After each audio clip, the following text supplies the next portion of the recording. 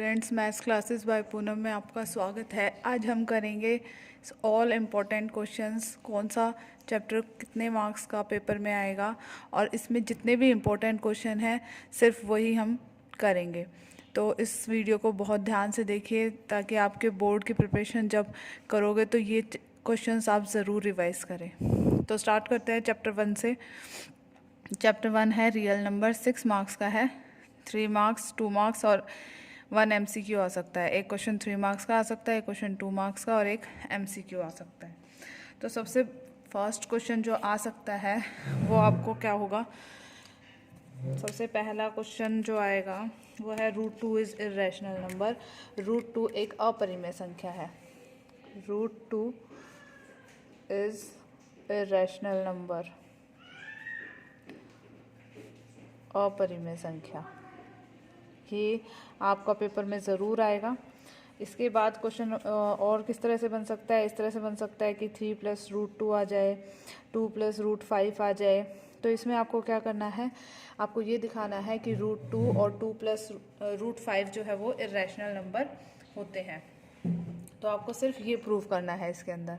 फिर नेक्स्ट जो क्वेश्चन है वो किस तरह का क्वेश्चन आएगा। क्वेश्चन नंबर जो 2 है, सेकेंड टाइप जो है, इसकी LCM HCF में से आ जाएगी। तो उसमें सबसे पहले फॉर्मूला जो होता है वो क्या होता है, LCM इंटू में HCF is equal to product of two numbers. Product of two numbers, ठीक है। एक इस तरह से LCM HCF निकालना आ जाएगा, एक LCM HCF निकालना आएगा बाय प्राइम फैक्टराइजेशन मेथड। अभाज्य गुणनखंड से आपको LCM HCF निकालना आ सकता है, ठीक है। तो ये क्वेश्चन आप ज़रूर करके जाएं, इनमें से आने के बहुत ज़्यादा चांसेस हैं। तो अभाज्य गुणनखंड विधि से आपको LCM HCF निकालना आ सकता है।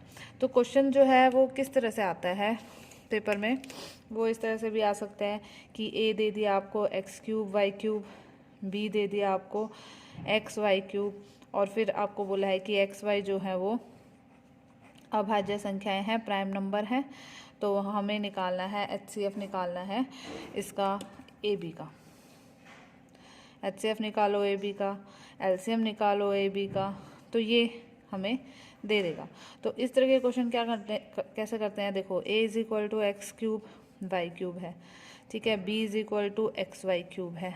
HCF का मतलब क्या होता है, इनमें से कॉमन देखना होता है और जितनी जो छोटी पावर होती है उसको लेना होता है। तो x दोनों में कॉमन है और छोटी पावर कितनी है, 1।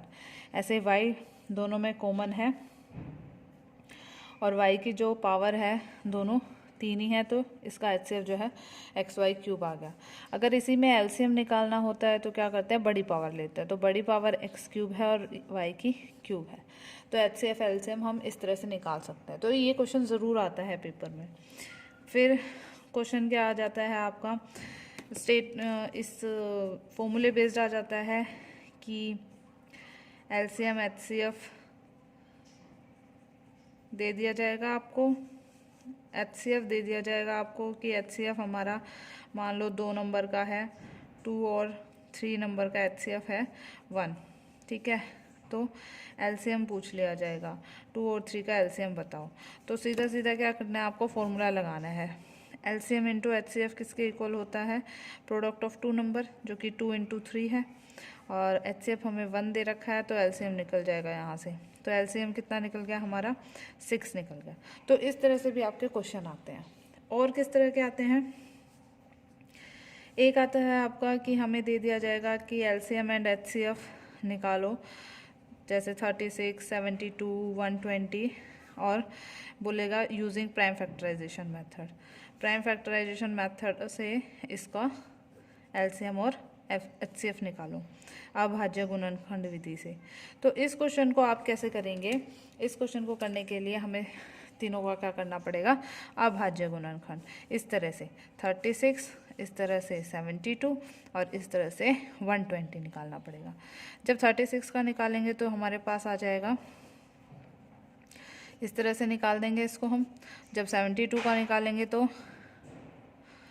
इस तरह से आ जाएगा, 2 1 × 2 8 16, 2 9 18 और ये हो जाएगा 3 और फिर से 3 और 1।